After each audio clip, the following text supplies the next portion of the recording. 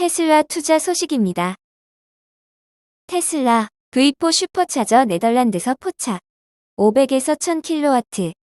테슬라의 최신 V4 슈퍼차저가 네덜란드에서 포착됐다.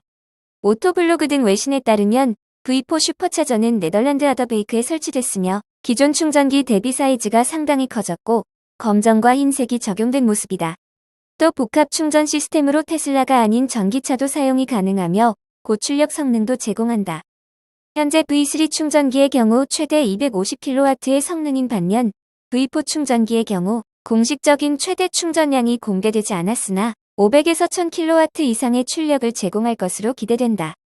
현재 설치된 충전기는 모두 16km 테스트를 위해 테슬라 차량에 개방된 상태다. 스톨 측면에 부착된 충전 케이블은 이전 대비 길이가 훨씬 길어진 모습으로 충전 포트가 전방이나 후방이 아닌 측면에 위치한 차량도 이용이 가능할 전망이다. 테슬라는 이달 초 미국 내에서 테슬라 브랜드가 아닌 타사 전기차들도 이용이 가능하도록 슈퍼차저 충전소를 개방했으나 충전을 위한 매직, 독 설치가 늦어지면서 실질적인 사용이 가능한 곳은 아직 소수에 불과한 상황이다.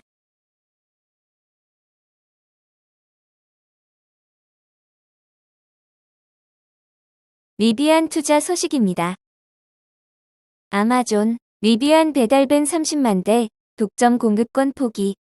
아마존이 전기차 업체 리비안 오토모티브와 맺은 배달용 전기밴에 대한 독점 공급 계약을 해지할 것으로 예상된다고 월스트리트 저널이 전했다. 지난 2019년 아마존과 리비안 간 맺은 계약에는 리비안은 모든 상업용 EV밴을 아마존에 인도해야 한다는 조항이 포함돼 있다. 아마존은 리비안 지분 22%를 보유하고 있는 대주주의 하나다. 월스트리트 저널은 리비안 이사회에 아마존 경영진이 포함돼 있다고 밝혔다. 아마존은 최근 리비안에 2023년 내에 1만 구대의 배달용 밴을 구매할 것이라고 통보했다.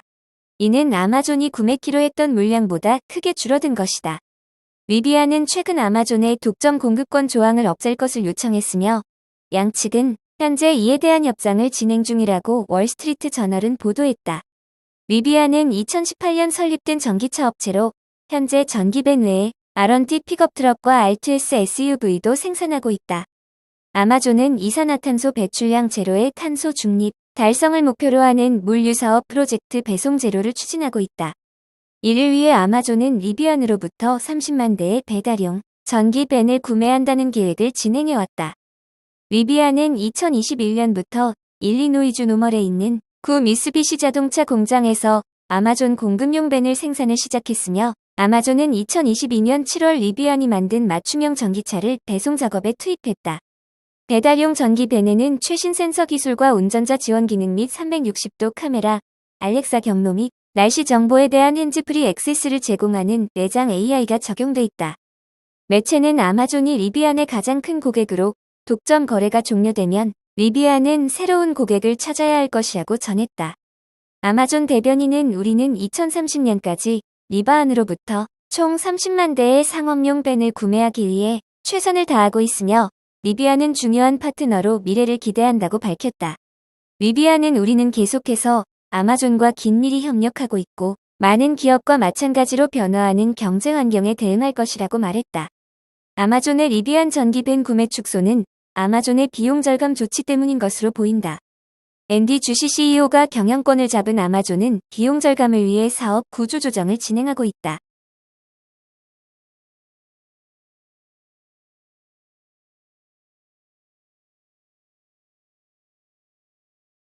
애플 투자 소식입니다. 애플 인공지능 시리의 챗GPT 같은 시스템 도입 시험, 성과 쉽지 않을 듯. 애플이 음성인식 인공지능 서비스 시리의 챗GPT와 같은 생성형 인공지능을 도입할 수 있는지 시험하고 있지만 성과를 내기가 쉽지 않을 것으로 전망된다. 뉴욕타임스에 따르면 애플은 올해 2월 직원들을 대상으로 연 연례 인공지능 서밋에서 애플의 대규모 언어 모델 및 기타 인공지능 도구에 대한 브리핑을 진행했다. 이 자리에서 시리 담당자들을 포함한 애플 개발자들은 챗GPT와 같은 인공지능 챗봇의 부상에 대응해 매주 언어 생성형 인공지능 개념을 테스트하고 있다고 밝힌 것으로 알려졌다. 하지만 애플 시리, 아마존 알렉사, 구글 어시스턴트 등의 음성 기반 인공지능은 챗GPT와 완전히 다른 체계여서 기술적 한계에 부딪힐 수밖에 없다는 분석이 나온다. 거대 언어 모델 기반의 인공지능 챗봇은 엄청난 데이터를 기반으로 문서를 학습해 성장한 데 비해 음성인식 인공지능은 한정된 질문과 답변 목록을 이해할 수 있는 명령 제어 체계를 기반으로 구동된다. 시리 개발에 참여했던 전직 애플 엔지니어 존 버키는 뉴욕타임스와 인터뷰에서 시리는 기본 기능을 업데이트하는 데 몇 주가 걸리는 투박한 코드를 기반으로 개발됐다며 번거로운 디자인으로 인해 엔지니어가 새로운 기능을 추가하기가 매우 어렵다고 지적했다. 그는 시리의 데이터베이스에는 거의 24개 언어로 된 많은 구문 목록이 포함되어 있어 하나의 큰 눈덩이가 된다며 누군가 시리의 데이터베이스에 단어를 추가하고 싶다면 전체 데이터베이스를 재구축할 필요가 있어 최대 6주가 걸리고 새로운 검색 도구까지 추가하려면 1년이 걸릴 수도 있다고 말했다. 그는 결과적으로 애플 시리가 챗GPT와 같은 창의적인 비서가 될 수 있는 길은 없다고 덧붙였다.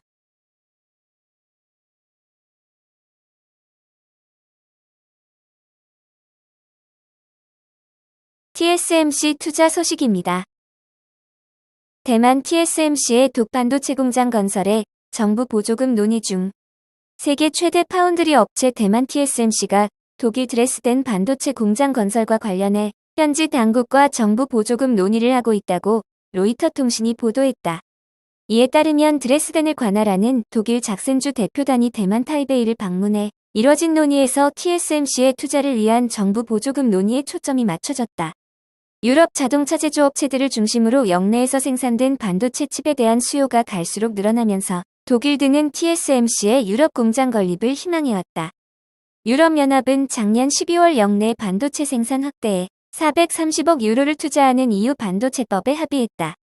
이 법안은 2030년까지 EU의 전 세계 반도체 생산 점유율을 현재의 2배인 20%로 확대하는 것을 목표로 하고 있다.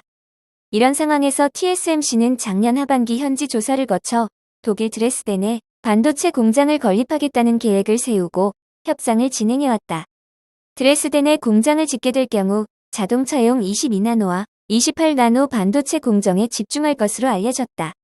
그러나 문제는 인건비와 공장 부지를 포함한 건립 비용이 비싸다는 점이다. 이 때문에 TSMC는 정부 보조금이 있어야 한다는 입장인 것으로 전해졌다. 이에 독일 정부는 드레스덴 공장 건립으로 EU 회원국들이 반도체 수급 혜택을 보는 만큼 정부 보조금을 해당 회원국들이 분담해야 한다는 입장이다.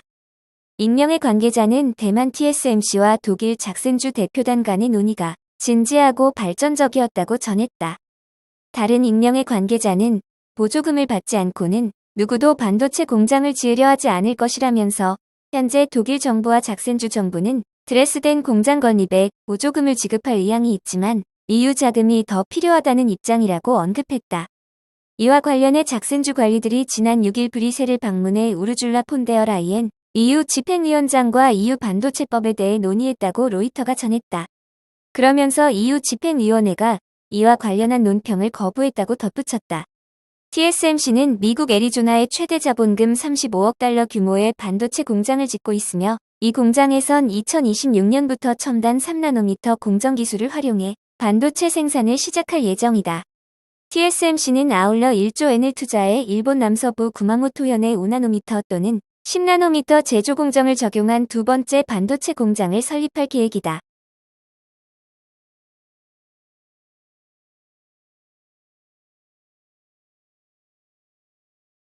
보잉 투자 소식입니다.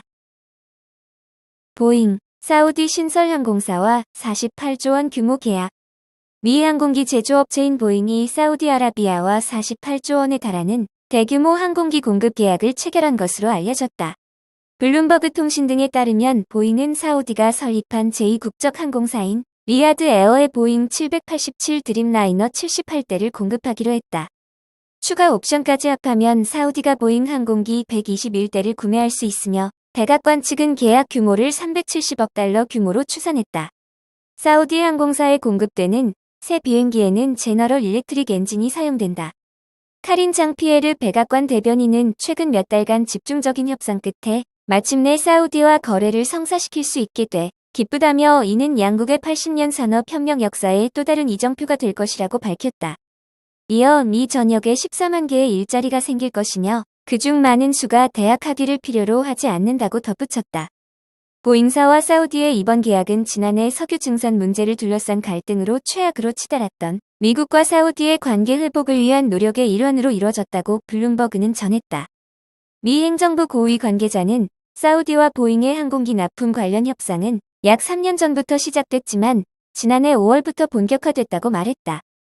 사우디는 전날 사우디 국부펀드 PIF가 전체 지분을 소유하는 리야드 에어 설립을 발표했다.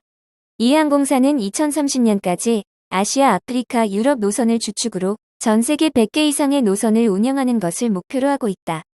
리야드 항공의 초대 최고 경영자는 아랍에미리트 국영항공사인 에티하드 항공 CEO 출신 토니 더글러스가 맡는다.